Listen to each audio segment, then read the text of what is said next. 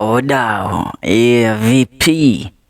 As of right now kuna story fulani hivi ambayo imekuwa ikiendelea pale kwenye mitandao ya kijamii kuhusiana na msanii wa nyimbo za Injili na kasisi Size8 pamoja na mmewe ambaye wengi wanamtambua kama DJ Mo, the Morayas family. Kumbuka walikuwa na kipindi ambacho kilikuwa kikihea ndani ya NTV ambayo kilikuwa kinatambulikana kama The Morayas, lakini kile kipindi kikaweza kufungwa baada ya sitofahamu iliyotokea baina ya DJ Mo Size8 pamoja na kampuni ya Nation Media Group, ambapo wali disagree on some issues na DJ Mo akapata kuquit kazi pale ndani ya NTV. Kwa sasa wamerejesha drama za kwao na reality show ya kwao ndani ya runinga ya TV47 ambapo wanakipiga na kukiwasha design yake. And as of right now, the current thing that is making headlines on the country is kuhusiana na Size8 kuweza kufunguka juu ya uhusiano wake na DJ Mo and how DJ Mo has been a narcissist na ambavyo amekuwa akimfanyia katika ndoa yake.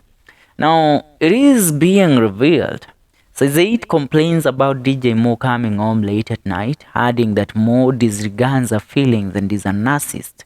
Na Wakenya wameweza kuzungumza mengi baada ya jambo hili ambalo limeweza kutrend pale kwenye mitandao ya kijamii. People trying to understand why Size8 alikuja na kuweza kumwanika mmewe aswa katika mitandao ya kijamii. Tondu nituwe atiriri cia mushitisho mo. No tukiuge atiriri andu aya mareka uguo tondu wa kiria clout or maybe trying to push the show. Size8 in a candid conversation, Size8 accused DJ Mo of leaving her stranded at a petrol station, forcing her to find her way home. She described DJ Mo's behavior as narcissistic, highlighting his tendency to provoke her and then portraying her as the aggressor. She lamented that despite her efforts to communicate her grievances, DJ Mo continued to prioritize his work over their relationship, often returning home late and neglecting her emotional needs. Size8 emphasized that all DJ Mo actions were taking on her mental health, expressing frustrations with the facade of their seemingly perfect relationship portrayed on social media. Kitiga ituge atiriri ati maundu na mental health yokona ki mundu ni aguthokia ndomani muratwira mental health ona ina mo muratukuga atia Size8 arenda guthokia indu nake DJ Mo ni aralalisha mani. Size8 heartfelt revelation sparked reactions on social media, with many expressing sympathy and support for her. Some commended her for being authentic and courageous in sharing her struggles with others, while others called out DJ Mo to reflect on his behavior and prioritize his family. This public disclosure comes after Size8 admitted to considering divorce due to the strain on their marriage. Haya nao ri kiodo matege kani divorce. Ama kufanya divorce mtasubiri sana. Now I want to read a few comments in regards to the said story. Read out my comments. Namwona Gallic akisema women try so hard for marriages to work. They water even dead marriages when they should be choosing themselves. Being a woman is hard. Ratila anasema daddy has a second family. Mommy sounds like a control freak. Hii ndoa iliisha kitambo, they're just forcing it for bloggers sake.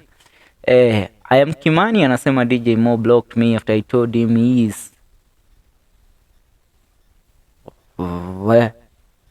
ona keri we ni waburia shia thini muno we tiga eti alikuwa anapita na makeup artist wa mkewe. Wewe wacha bwana.